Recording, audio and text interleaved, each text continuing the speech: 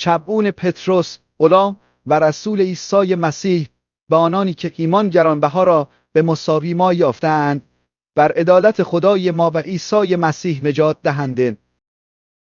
فیض و سلامتی در معرفت خدا و خداوند ما عیسی بر شما افزون باد.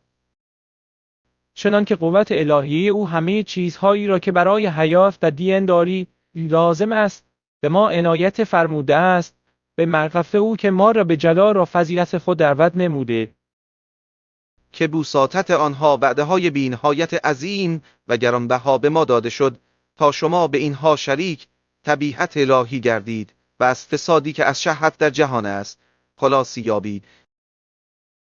و به همین جهت تمام سعی نموده در ایمان خود فضیلت پیدا نمایید، و در فضیلت بلان و در اولان افت و در افت صبر و در صبر دینداری و در دینداری محبت برادران و در محبت برادران محبت را. زیرا هرگاه اینها بر شما یافت شود و بیفزاید شما را نمیگذارد که در معرفت خداوند ما عیسی مسیح عاقل یا بی ثمر بوده باشید. زیرا هر که اینها را ندارد کور و کوتاه نظر است و تطهیر گناهان گذشته خود را فراموش کرده است. لذا ای برادران بیشتر جد و جهد کنید تا دعوت و برگزیدگی خود را ثابت نمایید، زیرا اگر چنین کنید هرگز لرزش نخواهید خورد و همچنین دخول در ملکوت جاودانی خداوند و نجات دهنده ما عیسی مسیح به شما به دولتمندی داده خواهد شد. لذا از پیوسته یاد دادن شما از این امور غفلت نخواهم ورزید، هرچند آنها را می‌دانید و در آن راستی که پیش شما است استوار هستید.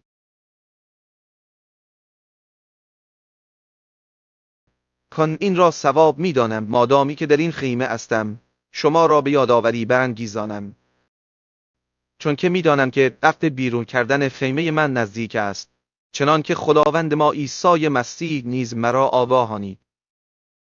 و برای این نیز کوشش می‌کنم تا شما در هر وقت بعد از رحلت من بتوانید این امور را یاد آورید، زیرا که در پی افسانه‌های جعلی نرفتیم، چون از قوت و آمدن خداوند با عیسی مسیح شما را اعلام دادیم، بلکه کبریایی او را دیده بودیم.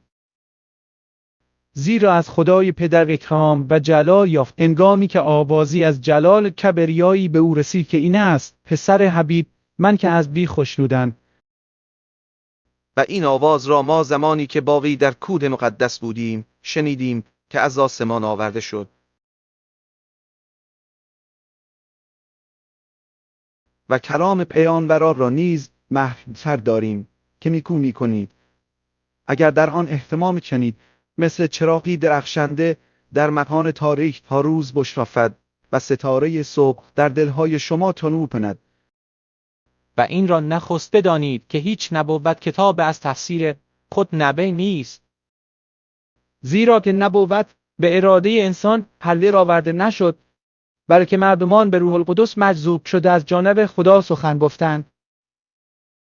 چون در میان قوم هم برای کسب نیز بودند، چنان که در میان شما هم معلمان کذب خواهد بود که بدعت‌های مهلت را خفیف خواهد آورد و آن آهاری را که ایشان را خرید انکار خواهند نمود و حالات سریع را بر خود خواهند کشید و بسیاری فجور ایشان را متابعت خواهند نمود که به سبب ایشان طریق حق و مورد ملامت خواهد شد. و از راه طمع به سخنان جعلی شما را خرید و فروش خواهند کرد که عقوبت ایشان از مدت مدید تأخیر نمی کند و هلاک ایشان خوابیده نیست. زیرا هرگاه خدا بر فرشتگانی که گناه کردند شفقت ننمود، بلکه ایشان را به جهنم انداخته به زنجیرهای ظلمت سپرد تا برای داوری نگاه داشته شوند.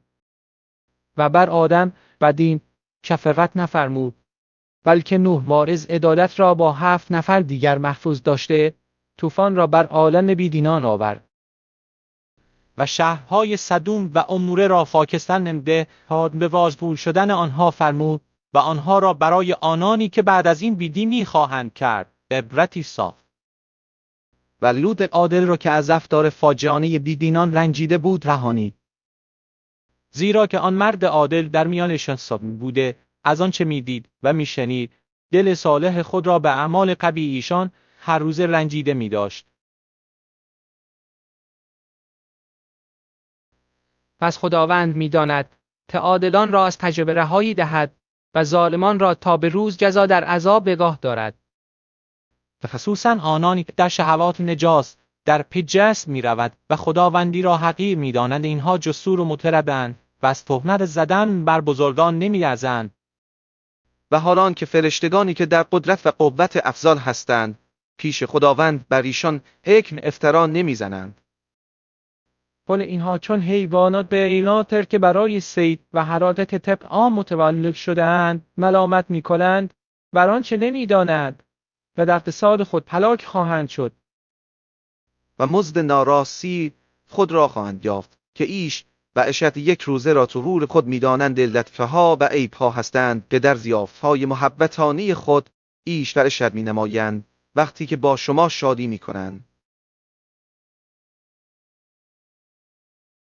چشمهای پر زنا دارند که از گناه بازداشته نمی شود و کسان ناپایدار را به دام می کشند، ابنای لعنت که قلب خود را برای طمع ریاضت داده اند و راه مستقیم را ترک کرده گمراه شدند و تلیف بر عام بن بسور را که مزد ناراستی را دوست می داشت متابعت کردند.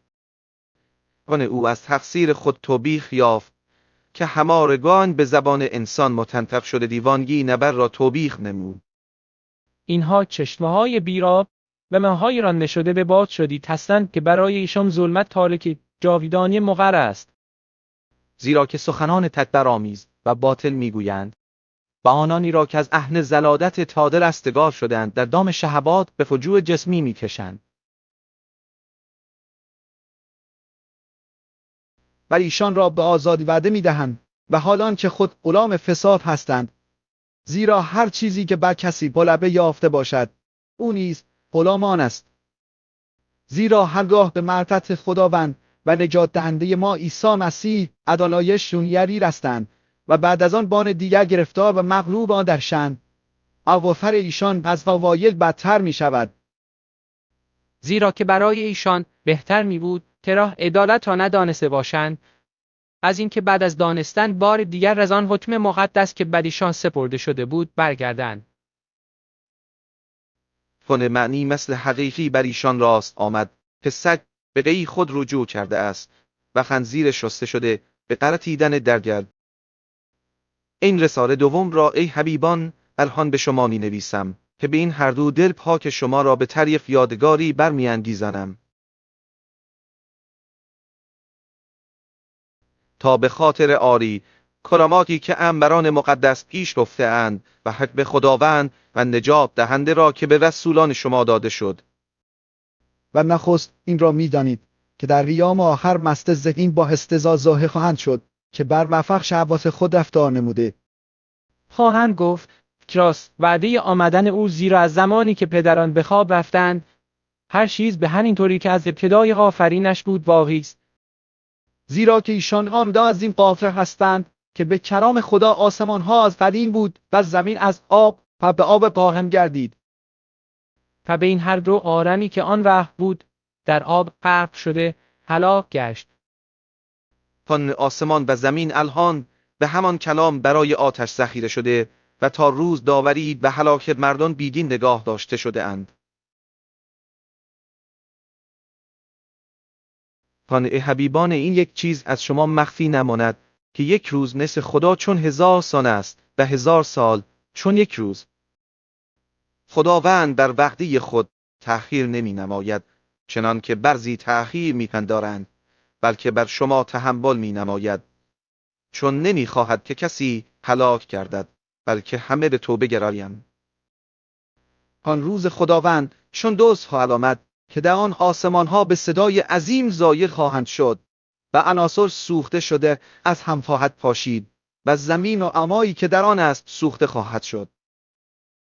از چون جمیع اینها متفرق خواهند گردید، شما چرور مردمان باید باشید در هر سیرت مقدس و دینداری و آمدن روز خدا را انتظار بکشید و آن را بشتابانید که در آن آسمان‌ها سوخته شده حتما متفرق خواهند شد و عناصر از حرارت داخته خواهد گردید. ولی بحث در بعده او منتظر آسمان‌های جدید و زمین جدید هستیم که در آنها عدالت ساکه خواهد بود. لذا ای حبیبان، چون انتظار این چیزها را می‌کشید، جد و جهد نمایید تا پیش او بیدار و بی‌عیب در سلامتی یافت شوید. و تحمل خداوند ما را نجات بدانید، چنان که برادر حبیب ما پولس نیز در حسب حکمتی که به وی داده شد به شما نوشت و همچنین در سایر رساله‌های خود این چیزها را بیامد که در آنها بعضی چیزهاست که فهمیدن آنها مشکل است و مردمان بی‌قلم بنا پایدار آنها را مثل سایر کتب تحریف می‌کنند تا به هلاک خود برسند. از شما ای حبیبان، چون این امور را از پیش می‌دانید با حذر باشید که مبادا به گمراهی بیدینان ربوده شده از پایداری خود بیفتید. بلکه در فیض معرفت خداوند و نجات دهنده ما عیسی مسیح فرقی کنید که او را از کنون تا ابدالآباد جلال باد. آمین.